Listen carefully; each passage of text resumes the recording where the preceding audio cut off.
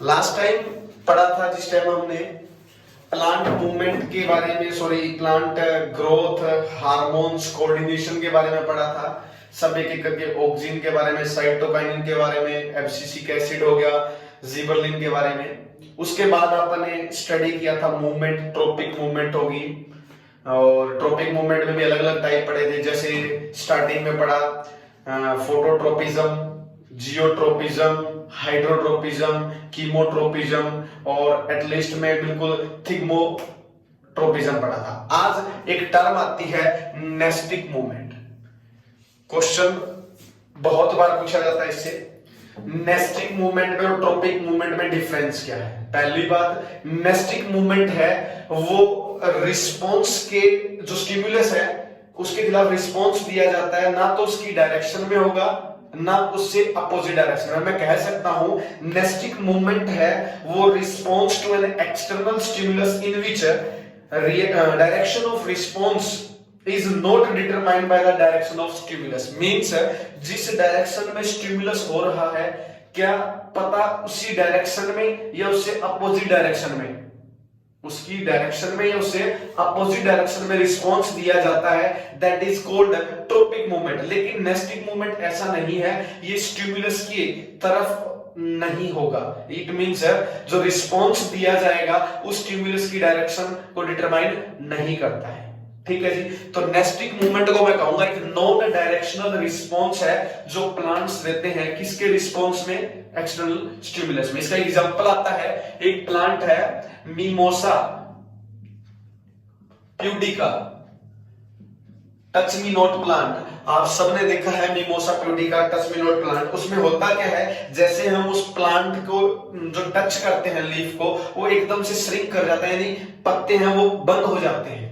उन स्ट्रक्चर को, जो लीफ है उसके ऊपर छोटी छोटी लीव्स हैं, उन्हें हम कंपाउंड लीफ बोलते हैं। क्या बोलते हैं? Compound leaf. और इन लीफ का अगर मैं एक स्ट्रक्चर देखूं, लीफ के जस्ट बेस के अंदर जो ये वाला स्ट्रक्चर है ये पल्विनस कहलाता है। ये कहलाता है पल्विनस। ये पल्विनस वाटर कैरी करता है। जैसे ही भी हम इस लीफ को टच करते हैं ये क्या करेगा, इस पल्विनस से वाटर रिलीज हो जाएगा। रिमूव होते ही ये लीफ है क्या कर जाएगा, श्रिंक कर जाएगा। इस तरीके से नेस्टिक मूवमेंट शो करती है। ठीक है जी। इसके बाद शुरू करते हैं function of plant hormones. Plant के अंदर जो हार्मोन्स है इनके फंक्शन क्या क्या है। सबसे पहले फर्स्ट है germination of seed. Germination of seed, it means plant के अंदर हार्मोन्स हैं वो सीड को जर्मिनेट करवाते हैं। हमने बताया था आपको, ये सीड है, इस सीड के अंदर एक पार्ट होता है, एक रेडिकल होता है और दूसरा प्लीम्यूल है। प्लीम्यूल से शूट बनता है और रेडिकल से रूट बनती है। क्लियर है जी? रेडिकल से रूट बनती है, प्लीम्यूल से शूट बनता है। ये सब आपने पढ़ा है। अगर रूट रेडिकल से नहीं बनती तो उसे आप एडवेंसियस या फाइब्रस रूट बोलते हैं, ये आप हायर क्लास में पढ़ेंगे। अब यहाँ क्या करना है, जब इस पे ऑक्सीजन छिड़का जाता है तो आपने कहा था ना ये डोरमेंसी को ब्रेक करने का काम करता है, तो ये प्लांट हार्मोन जर्मिनेशन में हेल्प करते हैं। सेकंड है growth of root, stem and leaf. Plant hormone root की, स्टेम की, लीफ की ग्रोथ में हेल्प करते हैं। इसके अलावा movement of stomata, movement of stomata, stomata opening और क्लोजिंग जो बताई थी अपने, स्टोमेटा खोलते हैं बंद होते हैं, वो एक हार्मोन था एब्सिसिक एसिड जिसके बारे में कहा था, स्ट्रेस हार्मोन, आपको याद होगा। तो उसमें भी फंक्शन है किसका बेटा, इन हार्मोन्स का। नेक्स्ट वन कहता है ripening of fruit. Ripening of fruit, जितने भी फ्रूट हैं, मैंने कहा था इसलिए जब फ्रूट राइप होते हैं, पकते हैं, उस टाइम एक गैसियस हार्मोन है इथाइलिन, वो रिलीज होता है। नेक्स्ट पढ़ना है कोऑर्डिनेशन इन एनिमल्स। प्लांट्स के अंदर कोऑर्डिनेशन पढ़ लिया आपने। हम लोगों ने बताया प्लांट के अंदर हार्मोनल सिस्टम है, ब्रेन वाला ऐसा कोई सिस्टम नहीं है।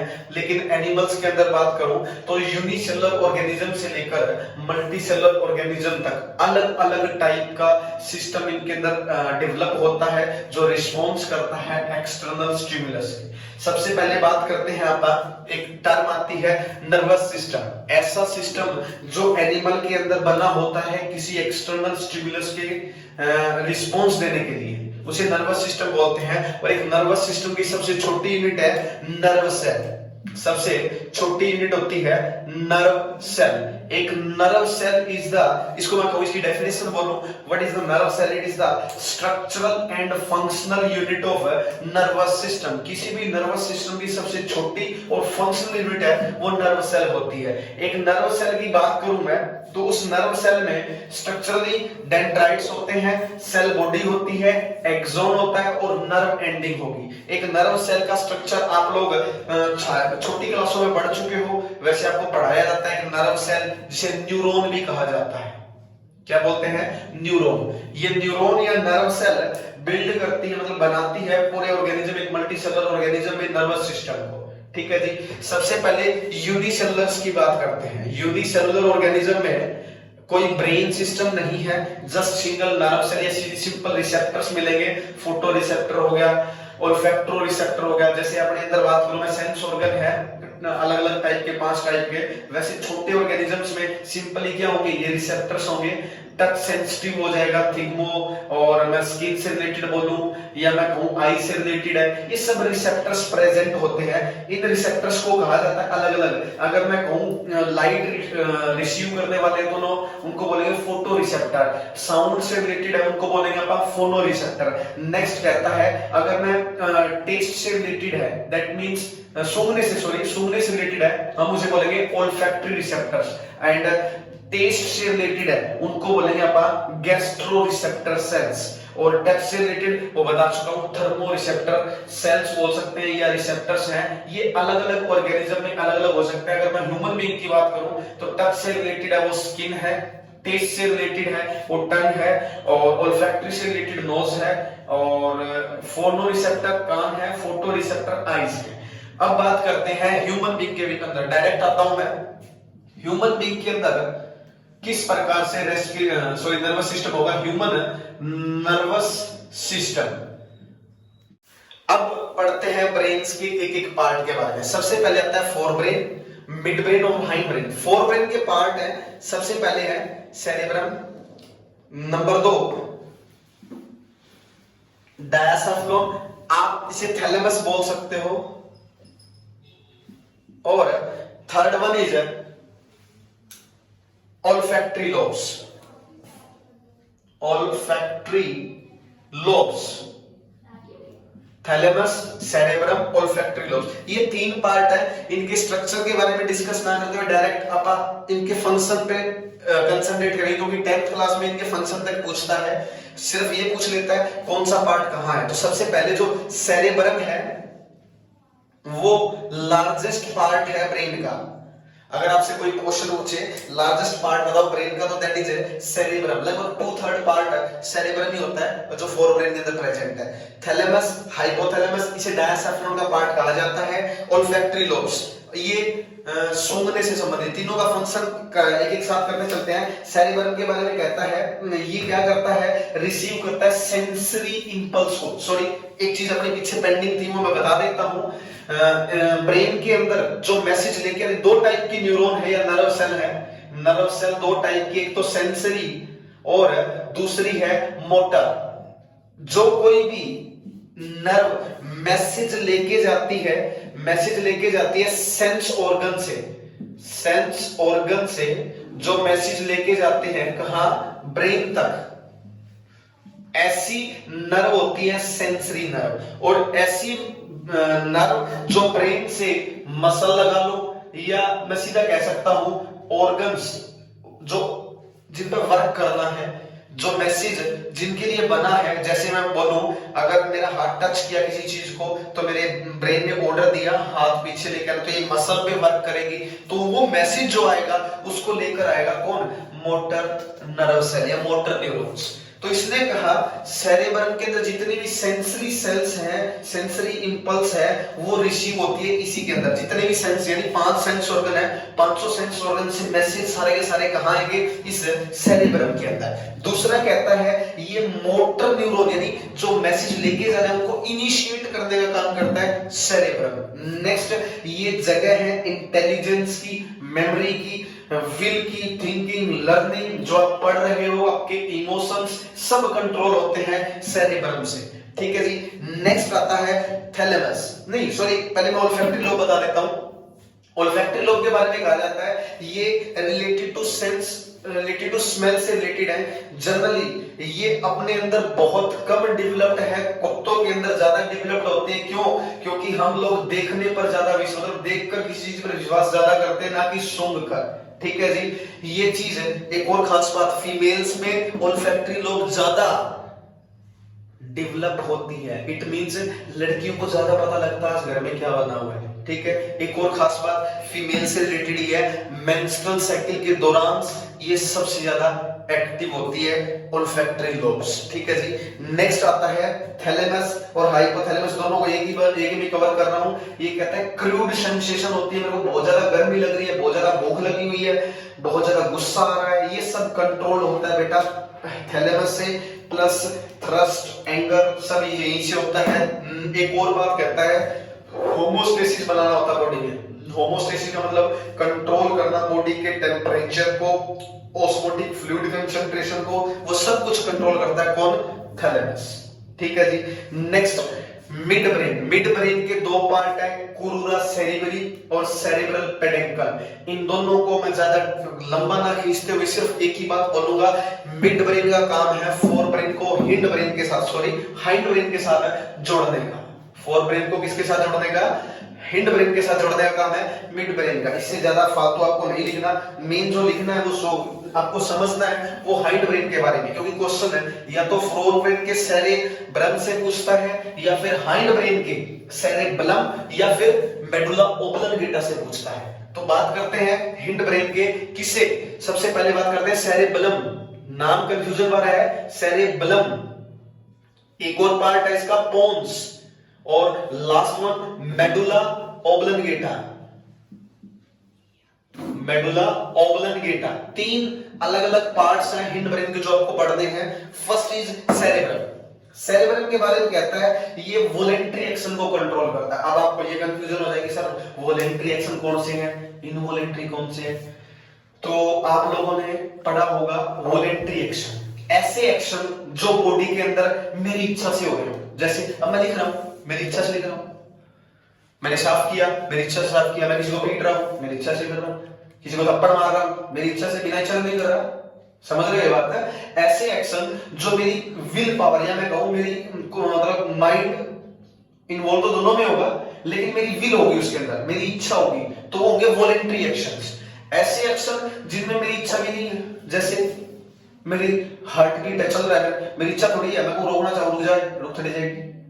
ऐसे बहुत से काम है बॉडी के अंदर जो मेरी इच्छा के बिना भी रहा भी कहूं नहीं, मेरे अंदर स्टमक के अंदर एक्सेल रिलीज नहीं होना चाहिए, लेकिन वो फिर भी हो रहा है। यानी इनवॉलेंट्री एक्शंस हैं, वो ऐसे हैं जो मेरी बॉडी कर रही है मेरी बिना इच्छा के, मेरी विल पावर के कंट्रोल में नहीं है। तो सेरेब्रम है इनवॉलेंट्री एक्शन का सेंटर है। एक और बात कहूं, ये बॉडी के पोस्चर मेंटेन करता है, मेरे को लिखना कैसे, चलना दौड़ना कैसे है, एक पांव पे खड़ा होना है, ये सब कंट्रोल करता है कौन? सेरेब्रम कंट्रोल करता है। ठीक है जी। नेक्स्ट इस पोन्स का काम क्या है? पोन कहता है ये रिले करता है, रिले सेंटर, सॉरी एक और बताना भूल गया मैं आपको। रिले सेंटर का मतलब क्या है? दो मान लो दो स्टेशन है, यहां से मैं बात करता हूं अपने यहाँ उगलाना से और दिल्ली के बीच, हिसार रिले सेंटर का काम करता है। मतलब मैं उगलाना से चला, कहां गया वो? हिसार। हिसार से कहां जाऊंगा? दिल्ली। तो दिल्ली जाने के लिए हिसार में रिले सेंटर है, इसीलिए इसी तरीके से पोन्स को रिले सेंटर माना जाता है मेडुला पार्ट तक पहुंचाने के लिए कोई भी मैसेज। नेक्स्ट ये रेगुलेट करता है रेस्पिरेटरी रेट को, ये भी इंपॉर्टेंट पॉइंट है। पोन्स याद रखना, पी बहुत जरूरी है भाई, ये नाम है ना पी, बहुत जरूरी है। कारण है क्योंकि पी रेस्पिरेटरी रेट को कंट्रोल करता है, और रेस्पिरेटरी रेट कम ज्यादा हो गया तो सांस की समस्या हो जाएगी। सांस की समस्या होगी बेटा सब कुछ यहाँ रह जाएगा, आप देखते रह जाओगे, उठा के आपको शमशान घाट ले जाएंगे। ठीक है जी। मेडुला ओब्लंगेटा लास्ट पार्ट है। मेडुला ओब्लंगेटा के बारे में कहा जाता है भाई छोटा दिमाग। एक बड़ी फेमस मूवी है और हमारे नाना पाटेकर साहब कहते हैं भाई यहाँ नहीं मारने का, यहाँ छोटा दिमाग होता है। एक्चुअल में सही कहता है। क्यों?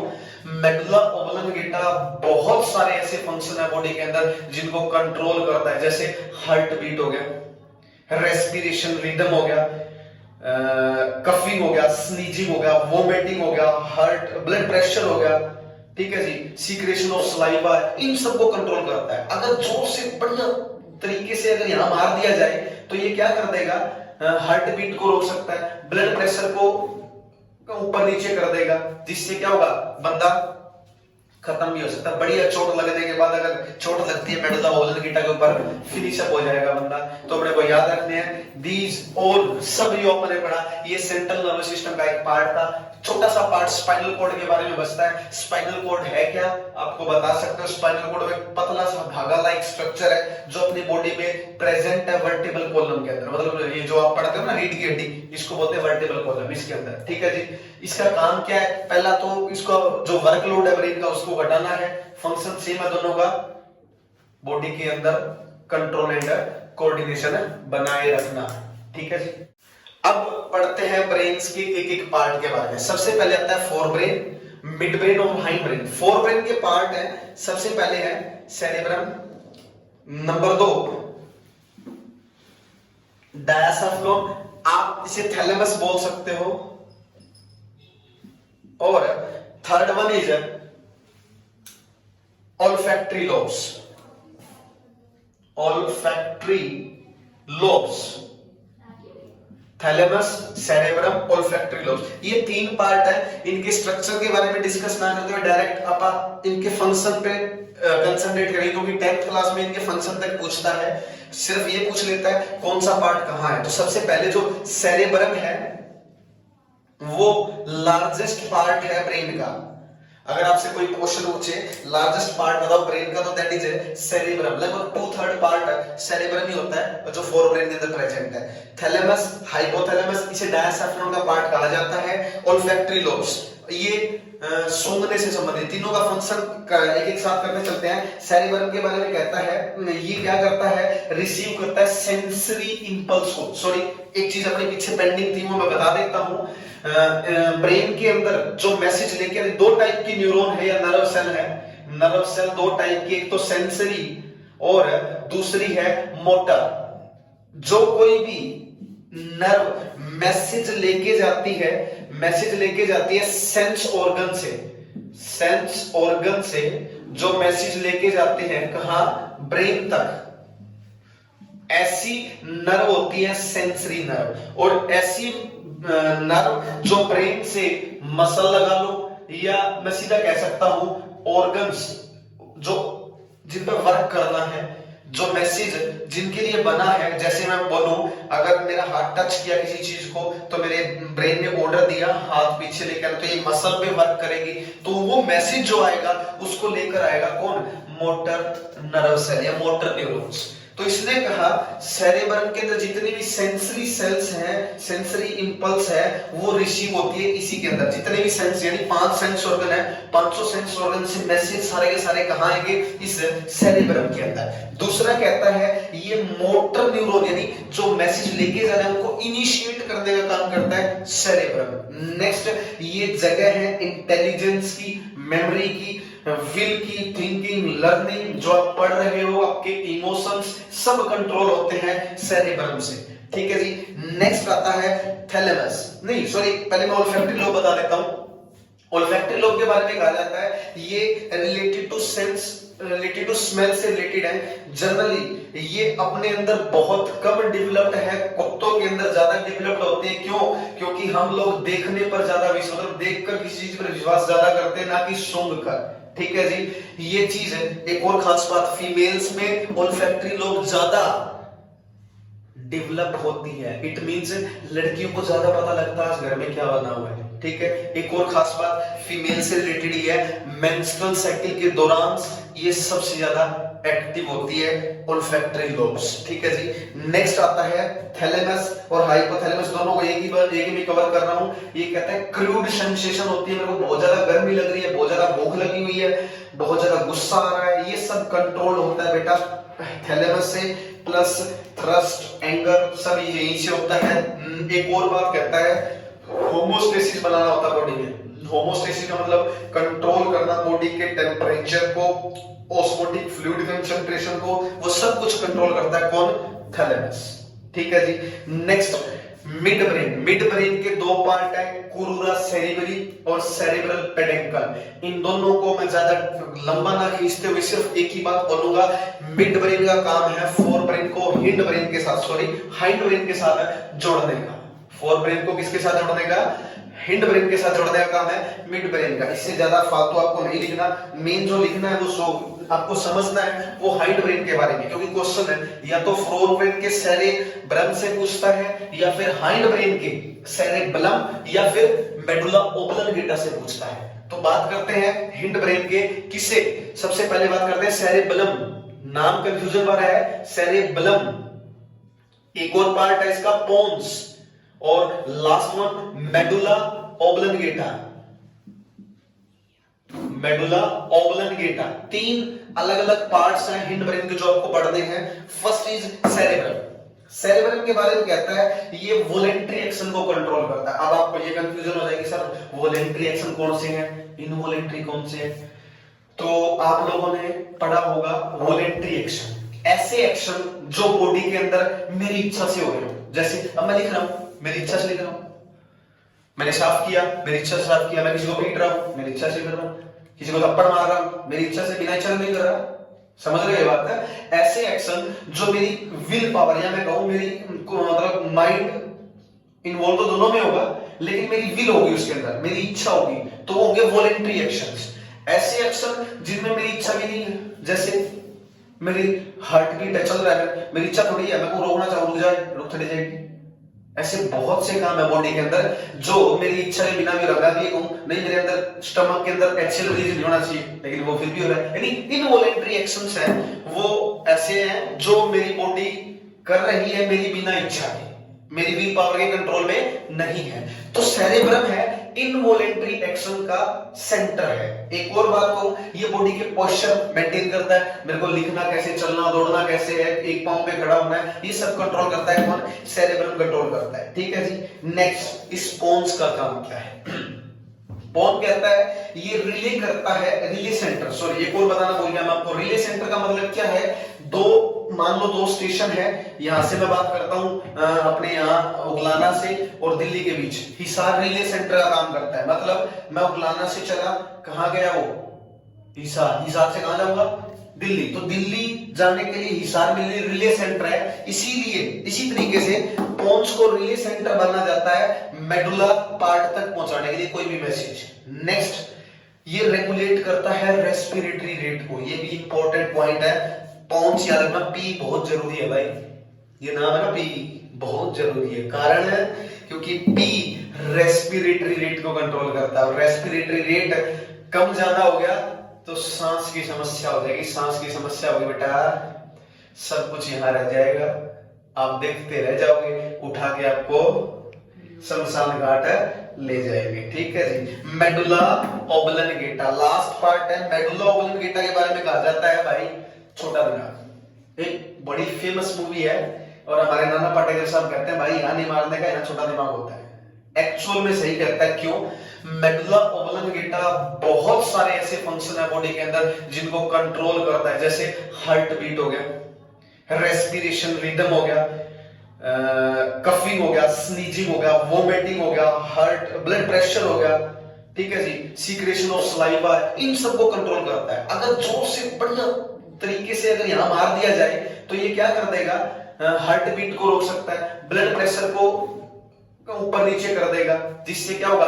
बंदा खत्म भी हो सकता है। बढ़िया चोट लगने के बाद अगर चोट लगती है मेडुला ओब्लांगेटा के ऊपर, फिनिश अप हो जाएगा बंदा। तो अपने को याद रखने हैं दीज और सब जो अपने पढ़ा, ये सेंट्रल नर्वस सिस्टम का एक पार्ट था। छोटा सा पार्ट स्पाइनल कॉर्ड के बारे में बचता है। स्पाइनल कॉर्ड है क्या, आपको बता सकते हो। स्पाइनल कॉर्ड एक पतला सा धागा लाइक स्ट्रक्चर है जो अपनी बॉडी में प्रेजेंट है वर्टिबल कॉलम के अंदर। मतलब ये जो आप पढ़ते हो ना रीढ़ की हड्डी, इसको बोलते हैं वर्टिबल कॉलम, इसके अंदर। ठीक है जी। इसका काम क्या है, पहला तो इसको जो वर्कलोड है ब्रेन का उसको घटाना है।